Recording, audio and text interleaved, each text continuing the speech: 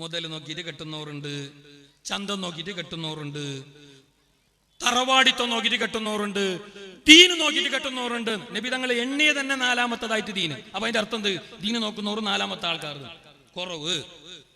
മൗലാറും പെണ്ണ് കേട്ടപ്പോ ഫസ്റ്റ് പേര് നോക്കിയാണ് ആളിയമാറുണ്ടാകും, പെണ്ണിന് ആങ്ങളമാറുണ്ടാകും, പുതിയാപ്പിളാരി മൗലാർ അല്ല, അയാൾ നോക്കിനാ അങ്ങനെ. എല്ലാവരും അല്ല, എല്ലാം മൗല മറിഞ്ഞു വെച്ചോണ്ടെങ്കിൽ ഡ്യൂപ്ലിക്കേറ്റ് എല്ലാത്തിലും ഉണ്ട് ഇല്ലേ? നിങ്ങൾ എന്ത് വിചാരിച്ച മൗലമാരെല്ലാം നല്ല ഓർന്ന നല്ല ആലിമീങ്ങളുണ്ട്. ഇപ്പൊ നാളെ ക്ലിപ്പ് വരും, ആലിമീങ്ങളെല്ലാം പറഞ്ഞിട്ട് പോയി കിതാബോധിയെല്ലാം പണിയായി കുല്ലൊന്നും പാല് ബദലത്തില്ലേ. അപ്പൊ അത്ര ആക്കാനാന്നില്ലേ ക്ലിപ്പാക്കുന്ന പിന്നെ? മൗലമാരെ പറഞ്ഞല്ല, ഡ്യൂപ്ലിക്കേറ്റ് എല്ലാത്തിലും ഇല്ലേ? ഇല്ലേ? തവാഫിന്റെ ഇടയിൽ എന്നെ മൊബൈൽ വെക്കുന്ന കള്ളന്മാരുണ്ട് ഇല്ലേ? ഇല്ലേ? അപ്പൊ എല്ലായിടത്തും ഡ്യൂപ്ലിയുണ്ട്, നക്കലി എല്ലായിടത്തും ഉണ്ട്, എല്ലായിടത്തും ഉണ്ട്. അതെ, നിങ്ങൾ കണ്ടില്ല പത്രത്തില് 13 എന്തോ എനിക്ക് ഓർമ്മയില്ല, പത്രത്തിൽ വന്നു 10ലേറെ കൊല്ലം ഒരു പള്ളിയിൽ ഖത്തീബായി നിന്ന് ജോലി ചെയ്ത ഉസ്താദ്, ഖുത്ബ ഓതിയ ഉസ്താദ്, എല്ലാത്തിനും നേതൃത്വം കൊടുത്ത ഉസ്താദ്. സുബ്ഹാനല്ലാഹ്, കൊല്ലങ്ങൾ കഴിഞ്ഞിട്ട് നാട്ടുകാർക്ക് മനസ്സിലായി അയാള് മുസ്ലിം അല്ല, വയനാട്ടിൽ നിന്ന് ഇറങ്ങി വന്ന ക്രിസ്ത്യാനിയായ മനുഷ്യനായിരുന്നു. പള്ളയുടെ ആവശ്യത്തിന് മൗലാർ വേഷം കെട്ടിയ ആള്. നാട്ടുകാർക്കറിഞ്ഞില്ല. നല്ല ഓത്ത്, നല്ല ബൈത്ത്, നല്ല ശൈലി പത്രത്തിൽ വന്നോ എന്റെ കയ്യിലുണ്ട്, നിങ്ങളറിഞ്ഞ വാർത്തയാണ്. അപ്പൊ അങ്ങനത്തെ ഡൂപ്ലി എല്ലായിടത്തും ഉണ്ട്. പടച്ചിറബ് ഞങ്ങളെ അമിലിങ്ങളായ അലിമീങ്ങളാക്കട്ടെ, ഉഖ്റവിയായ അലിമീങ്ങളാക്കട്ടെ. ഞാൻ പറഞ്ഞു വന്നത്, നീ ദീന് നോക്കണോ? നബി തങ്ങൾ പറയുകയാണ്, പെണ്ണ് കെട്ടുമ്പോ നീ പെണ്ണിനെ കുറിച്ച് അന്വേഷിക്കേണ്ടത് അവൾ ശംസുൽ ഉലമാ ബിരുദമെടുത്ത പെണ്ണാണോ? എന്ത് ബിരുദം? ഫായിസ ബിരുദം വാങ്ങിയ മോളാണോ? മതം പഠിച്ചവളാണോ? ഖുർആനോത്തറിയുന്നവളാണോ? ദീനും നിലപാടുള്ളവളാണോ? മതബോധമുള്ളവളാണോ? ധാർമ്മികമായ ചിന്തയുള്ളവളാണോ? അനുസരണയും പിരിസപ്പാടും അച്ചടക്കവും ഒതുക്കവും ഉള്ളവളാണോ? നാണക്കേടും ചങ്കിയും ഉള്ളവളാണോ? ഇത് മുന്നേ നോക്കണോ? പിന്നെ കേൾക്കണോ? പൈസ ഉണ്ടാ, സമ്പത്തുണ്ടാ, ആ കാണുന്ന കോംപ്ലക്സ് നിങ്ങളെ തന്നെയാണ്. പിന്നെ കേട്ടോ, കേട്ടോ കേട്ടോ പ്രശ്നമൊന്നുമില്ല. തരണത് വേണ്ടുന്ന അയാളല്ലേ തീരുമാനിക്കുന്നത്. ഫസ്റ്റ് കേൾക്കേണ്ട ദീനുണ്ടാന്ന് കേക്ക്. ദീനുണ്ടാ, നീ ഫസ്റ്റ് നീ എത്ര കൊടുക്കും, എത്ര തരും? നീ എന്ത് സുബ്രഹ്മണ്യത്തിന് പോത്തോണ്ടിരാൻ പോയതാ? എത്ര തരും, എത്ര കൊടുക്കുന്നു കേൾക്കാൻ? നീ ഇത് പയ്യ വെച്ചടക്കുന്ന നിന്റെ പൊന്നോമന മക്കളെ ഗർഭം ചുമന്ന് തരേണ്ട ആ പൊന്നാര മോള് നീ നല്ല മാണിക്കക്കല്ലായി കൈനീട്ടി സ്വീകരിക്കണം. നിന്റെ വൈകാരികമായ സകലമാന ആശകളും ആവശ്യങ്ങളും തീർത്തു തരുന്ന ആ പൊന്നാര മോളെ നീ പൂവിട്ട് പൂജിക്കണം. നിന്റെ എല്ലാ വസ്ത്ര ഉടയാടകളും മനോഹരമായി കഴുകിത്തരുന്ന ആ പൊന്നാര മുത്താകുന്ന പെണ്ണിനെ നീ എല്ലാം കൊണ്ടും മാണിക്കക്കല്ല് പോലെ സ്വീകരിക്കണം. അങ്ങനെയാ നോക്കേണ്ടത്. അതിനാദ്യം ആന്തലക്കുള്ള പെണ്ണാകണമെങ്കിൽ അങ്ങനെയുള്ളവളാണോ എന്ന് നീ അന്വേഷിക്കണോ? ദീനുള്ളവളാണോ? ദീന് നോക്കിയിട്ട് കെട്ടിയിട്ട് നീ വിജയിച്ചോ? അതേ ദീന് നോക്കിയിട്ട് കെട്ടിയവനാണെങ്കിൽ ഉസ്താദെ പെണ്ണ് കെട്ടിയിട്ട് എന്റെ കണ്ണും പൊട്ടി എന്ന് പറയേണ്ടി വരല. മനസ്സിലാന്നെങ്കിൽ നീ മുന്നേ നേരുണ്ടായല്ലോ ഉസ്താദെ മങ്ങല എന്നെ ആവശ്യം എല്ലാം പോയി എന്ന് നിനക്ക് ചെല്ലേണ്ടി വരല. ദീനുള്ളവളെ നോക്കിയിട്ട് കെട്ടിനെങ്കിൽ നിനക്ക് ഇപ്പൊ അങ്ങനെ വരുന്ന, അങ്ങനെ ചെല്ലേണ്ടി വരുന്ന. മംഗലാന്നതിന് പിന്നെ 12 വിസ 15 ദുബൈക്ക് പോയിട്ടോ മംഗലായ പിറ്റേന്ന് ചെന്ന് ഞാൻ പോന്നു. അങ്ങനെ നിനക്ക് തോന്നുന്ന അതിന്റെ അർത്ഥം എന്ത്? നീ സത്യത്തിൽ ദീനുള്ളവളെ നോക്കിയിട്ട് കെട്ടിയിട്ടില്ല. നിന്റെ വിവാഹം അത് ഹലാലായ വഴിയിലൂടെ കടന്നു വന്നിട്ടില്ല. ഞങ്ങളെ വിവാഹത്തിന്റെ ഹലാലും ഹറാം എത്ര മണിയോളം? നിക്കാഹ് നടക്കുന്ന 10 കാലോളം മാത്രം, അല്ലെങ്കിൽ 11 കാലോളം അല്ലേ? പണക്കാട് തങ്ങള്, അവിടുത്തെ കാളി, ഇവിടുത്തെ കാളി, മംഗലാപുരത്തെ കാളി, നാട്ടിലെ ഉസ്താദ്, പിന്നെ മാജി ഉസ്താദ്, അതിന്റെ മുമ്പത്തെ മാജിന്റെ മാജി ഉസ്താദ്, എല്ലാ ഉസ്താദ്. അതിൻ്റെ ഇടയ്ക്ക് ബുർദ ബൈത്ത്, ജൽജലുത്ത്, അക്സാം ബൈത്ത്, എല്ലാം ബൈത്ത് 12 കാല് ബയിച്ചിട്ട് പോയിട്ട് ആകുമ്പോൾ പിന്നെ തുടങ്ങിയതാ ഗാനമേള, സരിഗമരാഗം, കുപ്പി പൊട്ടിക്കൽ, വെടിപൊട്ടിക്കൽ, യൂത്ത് വിങ്ങിന്റെ ബൈക്ക് റേസ്, മൂത്ത വിങ്ങിന്റെ കാർ റേസ്. ദീനും ഇസ്ലാമും ഈമാൻ എത്ര മണിയോളം? എത്ര മണിയോളം? ഈടെ അങ്ങനെ നിങ്ങൾ മീത്തോക്കണ്ട. ഈടെ അങ്ങനെ ഈ നാട്ടിലും അങ്ങനെ ഇല്ല എന്ന് പറയാൻ ഒരു ഉമ്മ പറ്റ മോന് കഴിയില്ല. അതിനെ നിയന്ത്രിക്കേണ്ടത് ഉസ്താദുമാരല്ല, അതിനെതിരെ ശബ്ദിക്കേണ്ടത് ആലിമീങ്ങളല്ല. ആലിമീങ്ങൾ പറയണോ, കാര്യങ്ങൾ പറയണോ, മണവരിക്കയാക്കി കൊടുക്കണോ, ബോധ്യവൽക്കരണം നടത്തണോ, വയല് പറയണോ, ശരി തന്നെയാ.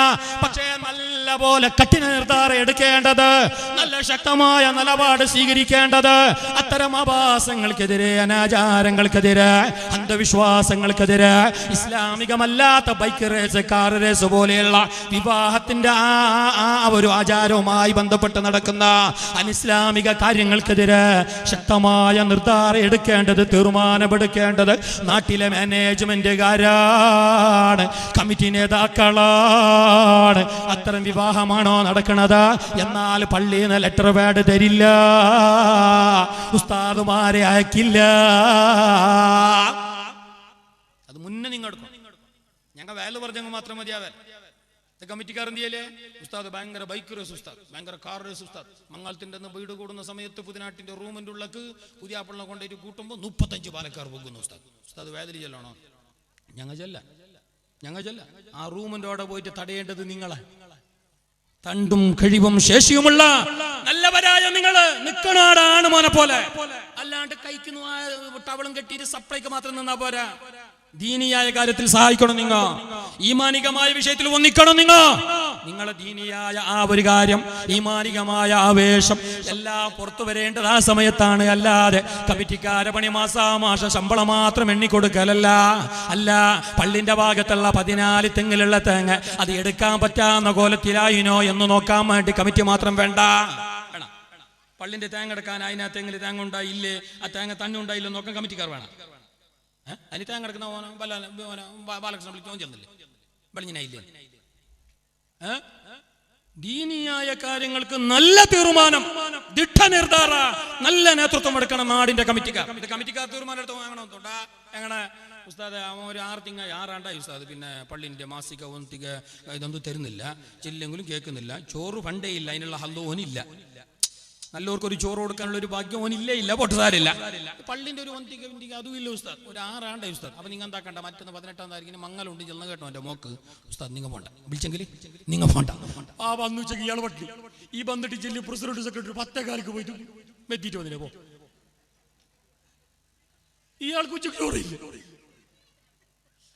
കമ്മിറ്റിക്ക് നാൻ പെണ്ണല്ലോ പോണ്ടൻ ചൊന്നരാറ് ഈ ചൊന്നോ 10 പോയാൽ അന്ന് ജാവും പോയിട്ട് മൈലാഞ്ചിന്റെ അവിടെ കിട്ടാൻ ലാസ്റ്റ് മൈലാഞ്ചിന്റെ ബട്ടലുള്ള മൈലാഞ്ചി തിന്നിട്ട് വന്നോ. ഓർക്ക് കൂടെ ദംക്കിട്ട് സത്യത്തിൽ ചെല്ലണ്ടേ കാണാൻ ഉസ്താദ് ഞങ്ങൾ നിങ്ങൾ. കാരണം നമുക്ക് വേറെ അർശമൊന്നുമില്ല. ഞങ്ങളെ റായത്താള്, ഞങ്ങളുടെ നാടിന്റെ ആള്, ഞങ്ങളുടെ സമുദായത്തിന്റെ ആള് എല്ലാം കൊണ്ട് ഞങ്ങളോട് സഹകരിക്കണമെന്നേ ഞങ്ങൾ ചിന്തിക്കുന്നുള്ളൂ. ഞങ്ങളോട് നേരാണോ? ഞങ്ങളെ ജമാഅത്തിനെ ആള് സഹകരിക്കണോ? ഞങ്ങളിൽ പെട്ട ആളല്ലേ? ആ നിലക്ക് അയാൾക്ക് ഒരു ബുദ്ധി വരാൻ വേണ്ടിയിട്ട് മാത്രം സജിറൻ ലഹു, അല്ലാണ്ട് അരിസൻ ലഹു അല്ല.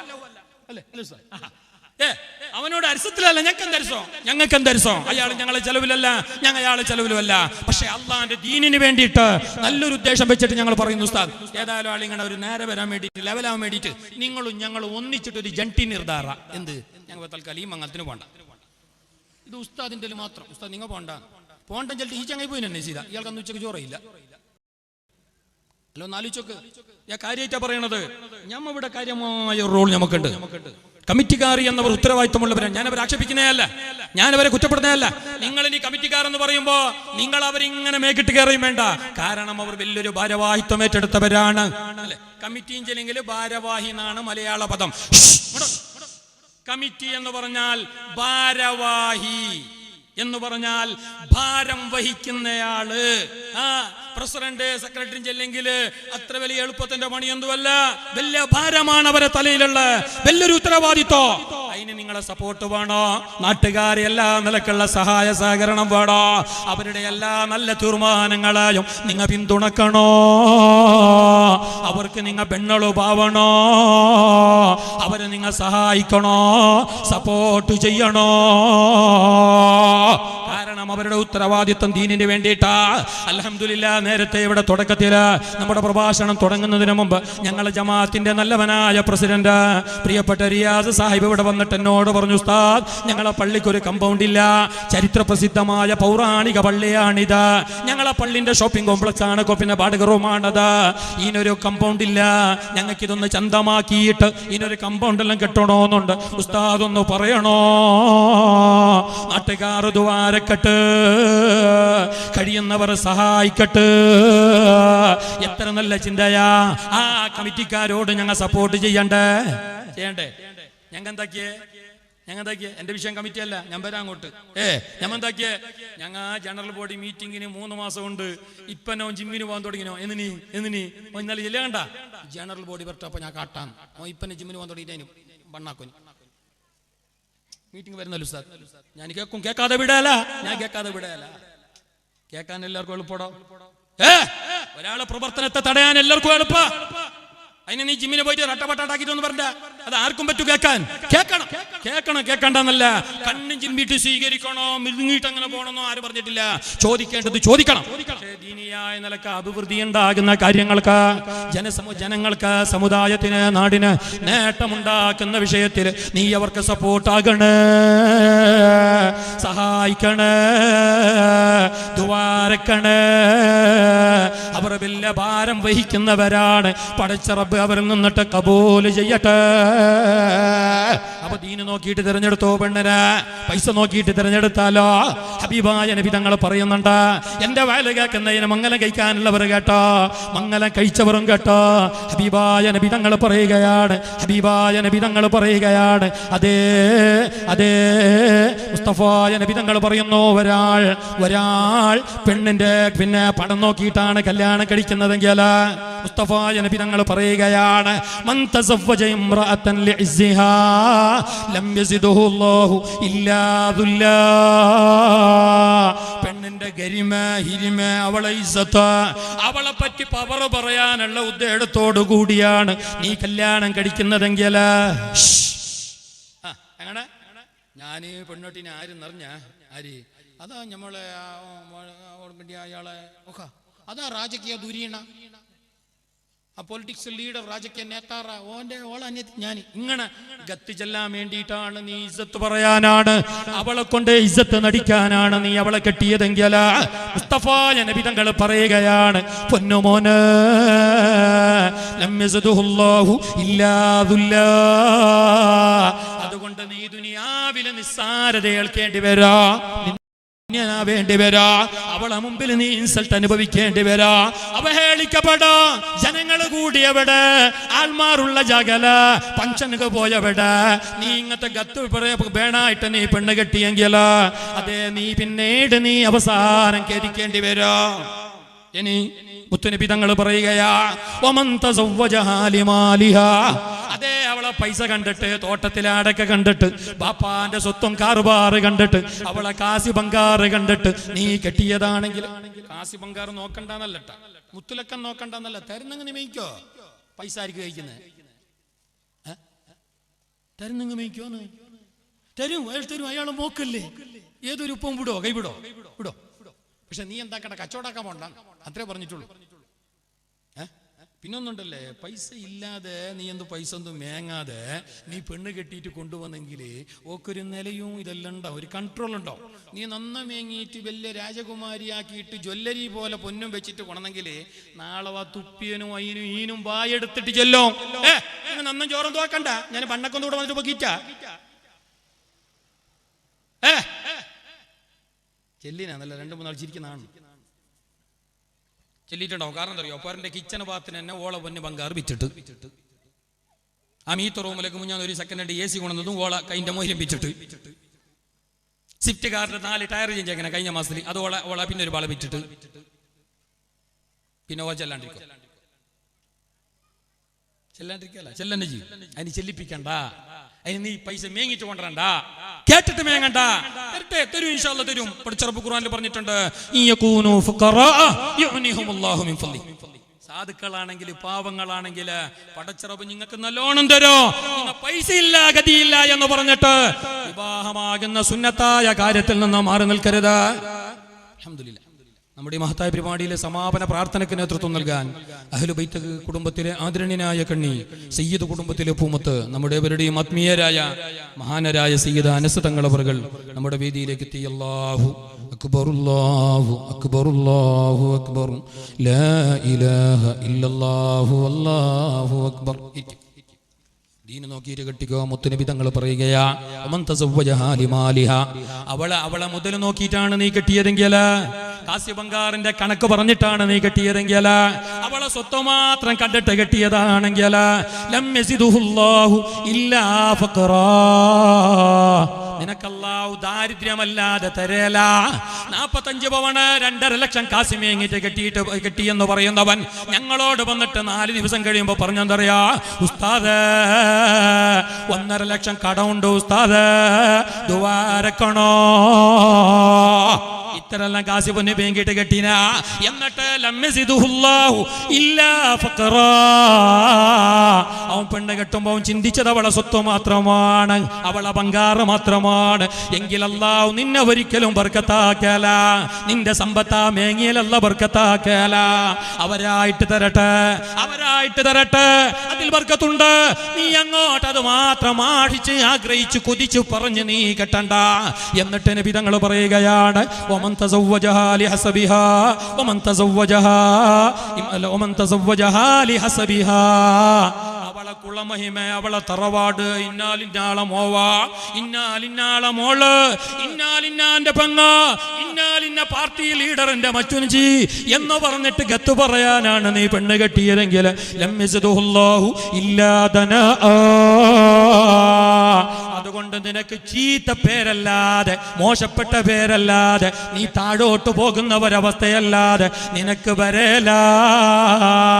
എന്നിട്ട് നബി തങ്ങൾ അപ്പുറം പറയുകയാണ്, ഒരു പെണ്ണിന്റെ ചന്തം മാത്രം കണ്ടിട്ട് നീ കെട്ടുകയാണെങ്കിൽ നീ നിന്നെ അനുഭവപ്പെടേണ്ടി വരാ, 4 ആളെ മുമ്പിൽ വിരൽ കടിക്കേണ്ടി വരാ, നിസ്സാരപ്പെടേണ്ടി വരാ, പരിഹാസപാത്രമാകും, ജനങ്ങളെ മുമ്പിൽ മുഖത്ത് മുണ്ടിട്ട് നടക്കേണ്ട ഗതികേട് വരും. പടച്ച റബ്ബ് കാക്കട്ടെ. ഷഫീഉനാ റസൂലുള്ളാഹ്. അബൂ ഉസ്താദെ ചന്തം നോക്കണ്ടേ? ചന്തം നോക്കണം, ചന്തം മാത്രം നോക്കണ്ട.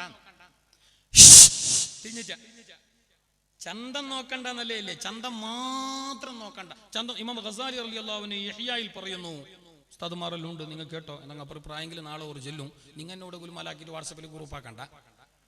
തിരിഞ്ഞ എന്തുണ്ടെങ്കിൽ വിളിച്ചിട്ട് അപ്പുറം ചില്ലിയറ്. നമ്മൾ ഏതൊരു വിഷയത്തിനും സംശയമെല്ലാം തീർക്കുന്ന ഉസ്താദാണ് ബഹുമാനപ്പെട്ട സംപ്യദാരി ഉസ്താദ്. പ്രഗത്ഭരായ പണ്ഡിതര് നമ്മുടെ നാടിൻ്റെ ഒരു സ്വകാര്യ അലങ്കാരമാണ്, അഹങ്കാരമാണ്. നമ്മുടെ ഏറ്റവും വലിയൊരു ഭാഗ്യമാണ്. അല്ലാഹു തആല ആഫിയത്തുള്ള ദീർഘായുസ്സ് കൊടുക്കട്ടെ.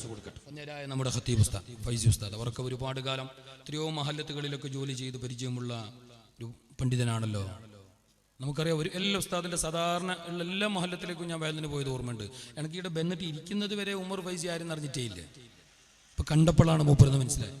നേരത്തെ മുഅദ്ദിൻ ഉസ്താദ് പറഞ്ഞു എന്നോട്, പ്രത്യേകം ദ്വാരക്കണം ഉസ്താദ്, ഇൻഷാ അല്ലാഹ് സുഖമായി വരുന്നുണ്ട്, എല്ലാം ക്ലിയർ ആവാൻ വേണ്ടിയിട്ട് ദ്വാരക്കണം. തുടക്കത്തിൽ അവിടെ ഇരുന്നപ്പനോട് മുഅദ്ദിൻ ഉസ്താദ് പറഞ്ഞു, അപ്പുറത്ത് ഇരുന്നിട്ടുണ്ടായ മുഅദ്ദിൻ ഉസ്താദ്, അല്ലാഹു തആല ആഫിയത്ത് കൊടുക്കട്ടെ, എല്ലാ അപകടങ്ങളോ തൊട്ട് ബദരീങ്ങളോ ബർക്കത്തും കൊണ്ട് ഞങ്ങൾ അല്ലാഹു കാക്കട്ടെ. സ്വതക്ക കൊടുത്തവരാണ് ഞങ്ങൾ, കൊടുക്കാൻ ആഗ്രഹിക്കുന്നവരാണ് ഞങ്ങൾ.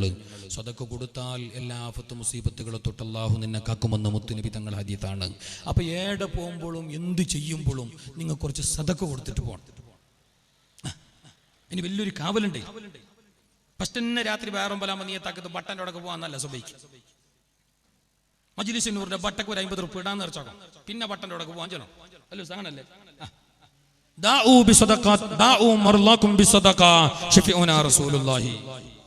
നബി തങ്ങളുടെ ഹദീസാണ്, നിങ്ങളെ രോഗങ്ങൾക്ക് ഏറ്റവും നല്ല മരുന്ന് സിദ്ധൌഷധ, അത് സദഖയാണ്. അവന്റെ മരുന്നല്ല എന്നല്ല, ഇനി നാളെ ഗുൽമാലാക്കിയിട്ടുണ്ട്. അപ്പോ ബട്ടൻ്റെ ഉടക്കല് സെറ്റിൻ്റെ ഉടക്ക് വേണം പോണ്ടെന്നൊന്നും പറഞ്ഞിട്ടില്ല. പക്ഷെ ഞങ്ങളെ കയ്യിൽ അതിനെക്കാട്ടും നല്ല പെർഫെക്റ്റായ എല്ലാം കൊണ്ടും അതിന് ഷൂട്ടബിളാന്ന മരുന്നുണ്ട്. അതൊന്നും നമ്മളെ കയ്യിലില്ല. നമ്മളെ കയ്യിൽ സംസം ഇല്ല, സംസം വെള്ളമില്ല, ബാക്കിയെല്ലാം ഉണ്ട്, പെപ്സി ഉണ്ട്, ഹന്ന എല്ലാം ഉണ്ട്. ഞങ്ങളെ കയ്യിൽ തേനില്ല, പിന്നെല്ലാം ഉണ്ട്, ജ്യൂസ്, ഹോർലിക്സ്, ഐസ്ക്രീമിൻ്റെ ക്രീമും എല്ലാം ഉണ്ട്.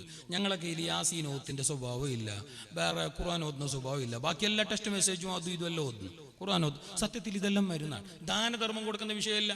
നമ്മളെ കബഡി ക്രിക്കറ്റ് പന്ത്യാടത്തിന് പ്രഥമ ബഹുമാന 4,444 ആചാരവക എടുത്താചാരല്ല. മുഞ്ഞാൻ ഇങ്ങൊരു ലിസ്റ്റ് കാണണം ഉസ്താ, വാട്സപ്പിലെല്ലാം വന്നിനെ കണ്ണ.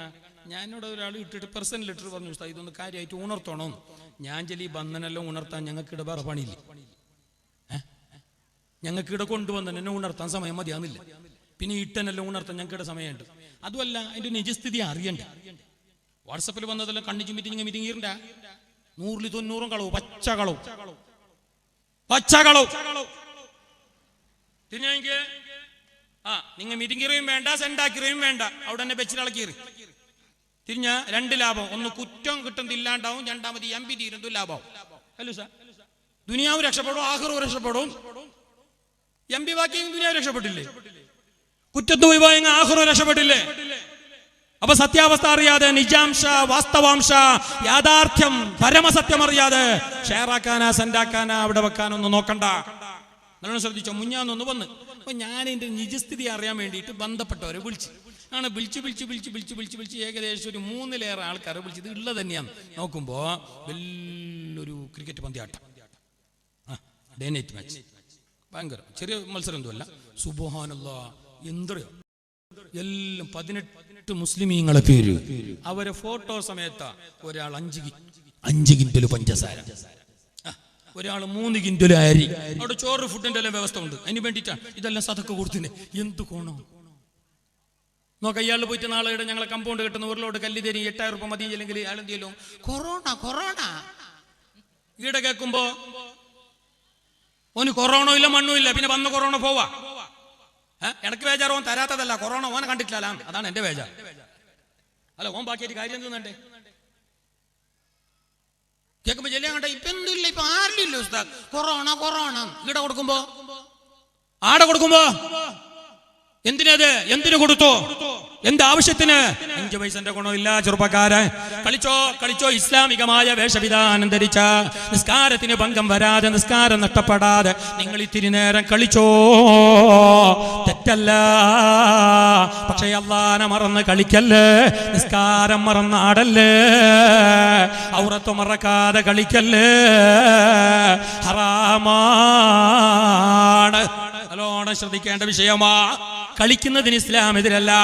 എപ്പോഴും തമ്മു പിടിച്ചിട്ട് ഇങ്ങനെ നിൽക്കണം ഇസ്ലാം പറഞ്ഞിട്ടാ. ചിരി, കളി, കുറച്ച് തമാശ, ഇതെല്ലാവും ഇസ്ലാമിലാവും. മാത്രമല്ല നബി തങ്ങൾ പറഞ്ഞെന്ന് അറിയോ സല്ലല്ലാഹു അലൈഹി വസല്ലം, നീ എപ്പോഴും നിന്റെ മുഖത്തൊരു പുഞ്ചിരി പോണം, പുഞ്ചിരി മായാൻ കയ്യാ, അതൊരു സദക്കയാണ്, നിനക്കതൊരു ദാനമാണ് എന്ന് ഷഫീഉനാ റസൂലുള്ളാഹി. മനസ്സിലായിട്ടാ? തിരിഞ്ഞിട്ടാ? നമ്മളെ മുഖത്ത് ചിരി മായാൻ പാടില്ല, നമ്മുടെ മുഖത്ത് ചിരിമായാൻ പാടില്ല. ചിരിച്ചോ നീ എപ്പോൾ ഇങ്ങനെ ഞാൻ മുസ്ലിം അല്ലേ, ബോട്ടി തണ്ണിലിട്ട പോലെ. മുസ്ലിം ആയെങ്കിലും ചിരിക്കണ്ടേ? മുസ്ലിം ആയെങ്കിൽ കളിക്കാൻ കഴിയേ? അറബേന ഉസ്താമാർ കളിക്കാൻ പോയിട്ടുണ്ട്. നാളെ തന്നെ പണി തിരിച്ചു വിടും. മൊയിലാറ് ബൈക്ക് ഓട്ടാൻ കഴിയാ. ഏതോ ഒരു കമ്മിറ്റിയിലെ കാർ കൂടിയിട്ട് ഖത്തീബിനെ പിരിച്ചു വിട്ടു. എന്താ പറഞ്ഞാൽ പൾസർ ബൈക്കിൽ പോയാലോ അവരെ വിചാരിയാൾ ആണ്ടും പോളും മരിക്കോട്ടുള്ള സൈക്കോളജി ഓട്ടണോ? എന്റെ മൊയിലാർക്ക് ബൈക്കാവല്ലേ? അല്ല, ഒന്ന് ആലോചിച്ച് തമാശ പറയുന്നതല്ല. ചില ആൾക്കാരുടെ കുടുസായ ഒരു ചിന്ത അങ്ങനെയില്ല ഇസ്ലാമില.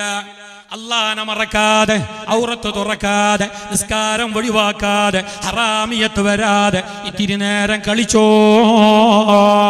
അത് സഹാബികളെ ജീവിതത്തിൽ ഉണ്ടായിട്ടുണ്ട്. നബി തങ്ങളും ആയിഷ റളിയല്ലാഹു അൻഹയും അതേ രാത്രി ഓട്ട മത്സരം നടത്തിയില്ലേ? ഒരു കളിയിൽ ആയിഷ റളിയല്ലാഹു നബി തങ്ങൾ ജയിച്ചപ്പോ ഫൈനൽ റൗണ്ടില് ആയിഷ ഉമ്മ ജയിച്ചോ. അപ്പോഴാണ് നബി തങ്ങൾ സത്യത്തിൽ തോറ്റതല്ല, ബേണും ചൊല്ലിട്ട് തന്റെ ഭാര്യക്ക് വേണ്ടിയിട്ട് തോറ്റുകൊടുത്തതാണ്. അവളൊരു സമാധാനത്തിന്, അവളെ ഒരു റാഹത്തിന്, അവളെ ഒരു ചന്തത്തിന്, അവളെ മുഖത്തൊരു ചിരി കാണാൻ നബി തങ്ങ ബേണും ചൊല്ലിട്ട് തോറ്റതാണെന്ന് ഹദീസിൽ കാണാം.